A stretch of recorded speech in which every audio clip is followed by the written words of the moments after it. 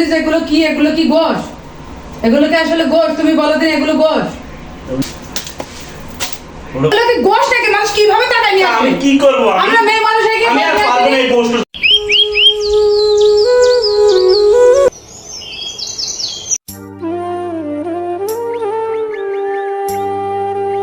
প্রথমেই সবাইকে আমার ঈদের শুভেচ্ছা রইল।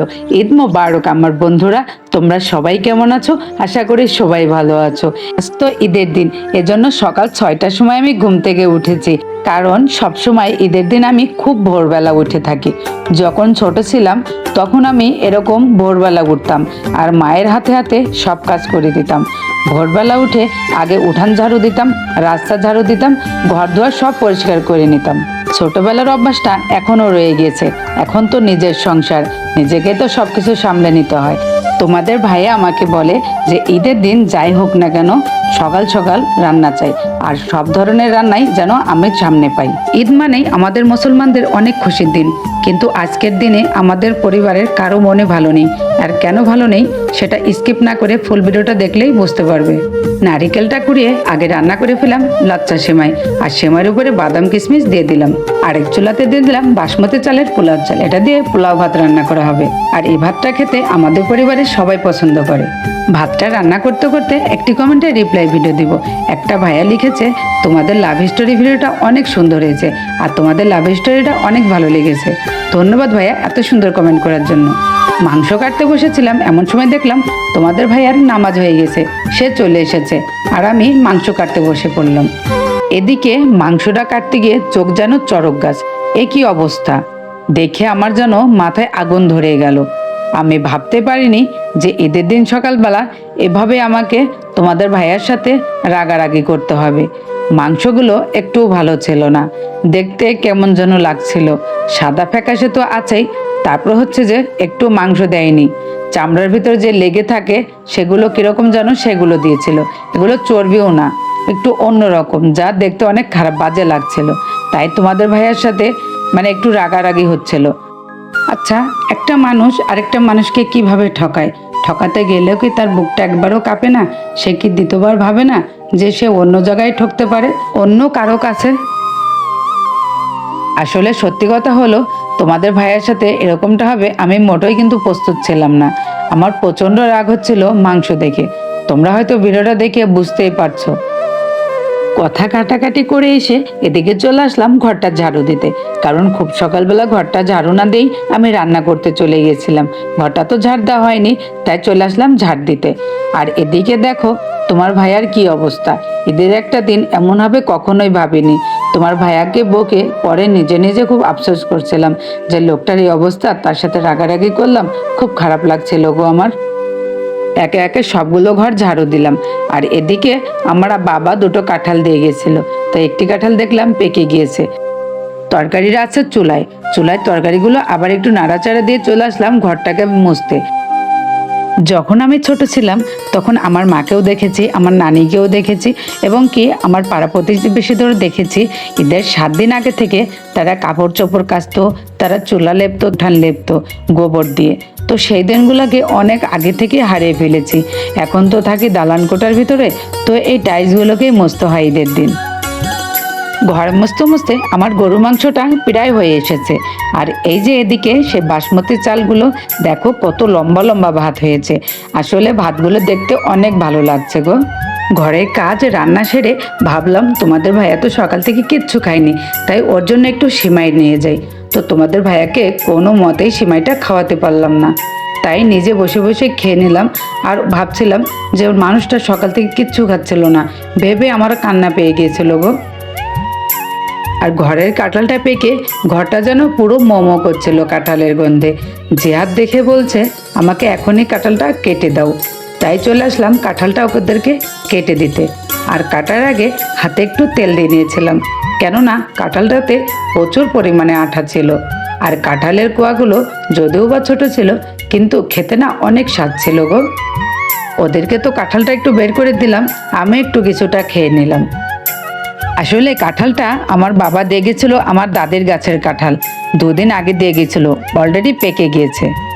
এদিকে দেখো তোমার ভাইয়া এসেছে কাঁঠাল খেতে, বেচারা ক্যামেরার সামনে আসছে না, তার চোখের ওই অবস্থা। দেখো সে সকাল থেকে কিছু খেতে পারছে না, আসলে অনেক খারাপ লাগছে। বন্ধুরা, আজকে তো জানোই ঈদের দিন, আর সকাল থেকে তো উঠেও অনেক কাজই করলাম, রান্না করলাম, গরুর মাংস রান্না করলাম, পোলাও ভাত রান্না করলাম, তারপরে সেমাই রান্না করেছি, শুকনো সেমাই, তারপরে লাচ্চা সেমাই, তারপরে হচ্ছে যে ঘরে টুকিটাকি কাজ ছিল সব কিছুই করলাম, তোমরা তো দেখলে। আজকে এমন এক ঈদের দিনে এমন একটা ঘটনা হবে বা এমন একটা দিন দেখতে হবে কখনোই ভাবতে পারিনি। আসলে আমাদের মনটা খুবই খারাপ। সকালে রান্না রান্না করেছি ঠিকই, কিন্তু এখনও খাওয়া হয়নি, সেভাবে কোনো কিছু খাইনি, শুধু একটু মানে একটু হালকা করে সেমাই খেয়েছি সবাই মিলে। আর এই যে তোমার ভাইয়া এখানে শুয়ে আছে, তোমাদের ভাইয়া। আসলে মেন সমস্যাটাই কিন্তু ওকে নিয়ে। তো ওর আজ প্রায় 10 দিন হবে, 10 দিন মতো হবে আর কি, এরকমই হবে। তো ওর দেখতে পাচ্ছ সানগ্লাস পরে আছে চোখে, ও মোটে তাকাতে পারছে না। আসলে ওর চোখটার মধ্যে কী হয়েছে বলতে পারি না, ও মোটে তাকাতে পারে না, চোখ লাল হয়ে যায়, চোখের ভিতরে এটা কি ফোটে, মনের জন্য চোখের ভিতরে ফোটে, ও তাকাতেই পারে না। দেখে তোমার চোখটা একটু,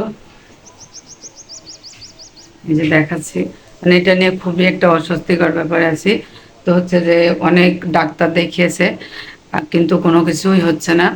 তো এখন আমরা ঈদের আনন্দ ভুলে আমাদেরকে এখন যেতে হবে এক জায়গায় যাব, যে যেখানে নাকি কবিরাজ মতো মানে চোখ ঝাড়িয়ে দেয়, মানে বাতাস টাতাস লাগে না অনেক সময়, তো ওগুলা নাকি ঝাড়িয়ে দেয়। কারণ অনেক ডাক্তার দেখেছে, ডাক্তার দেখিয়ে হচ্ছে যে ডোরাপ নিয়েছে, অনেক ডোরাপ ব্যবহার করেছে, আর হচ্ছে কোনো ডাক্তারে দেখাচ্ছে, কিন্তু কোনো রকম কিছু হচ্ছে না, মানে কোনো ইতে আসছে না, নর্মালের পজিশনে আসছে না।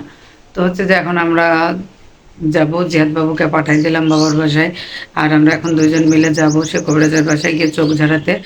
তো হচ্ছে যে এই হচ্ছে ঈদের দিনের আমাদের একটা আনন্দটাই মানে মাটি হয়ে গেল আর কি।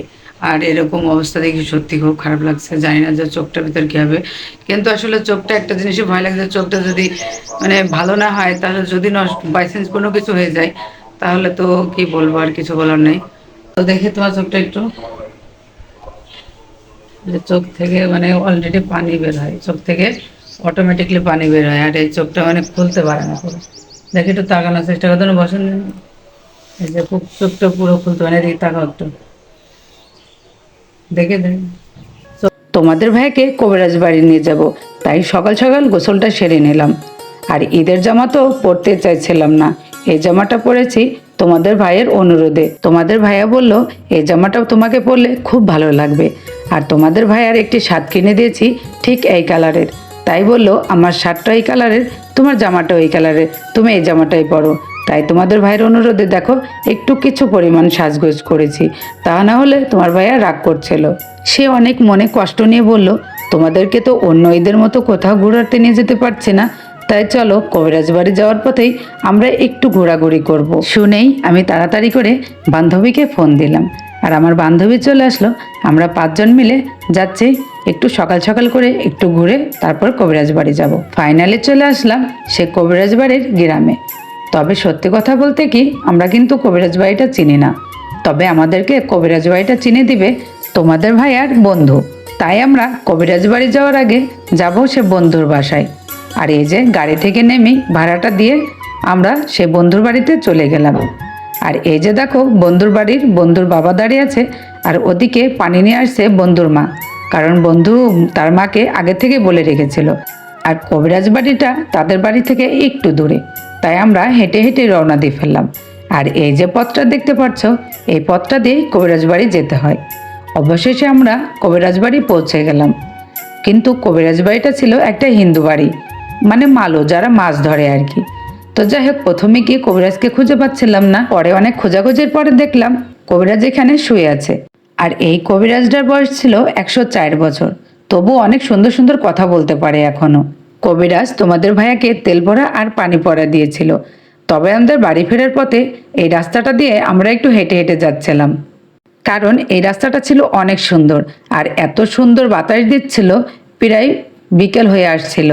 আর এই বিকেলবেলায় এই রাস্তাটা দিয়ে হাঁটতে আমার যেন খুব ভালো লাগছিল। আর দেখো কিছু লোক ভিডিও করা দেখে অনেকটা মজা নিচ্ছিল। আমার মতো এই রাস্তাটা আর কার কার ভালো লেগেছে কমেন্ট করতে কিন্তু একদম ভুল করো না। তো বন্ধুরা, আজকের ভিডিওটা এই পর্যন্ত, আর বেশি লং করব না। তোমরা সবাই ভালো থেকো, সুস্থ থেকো।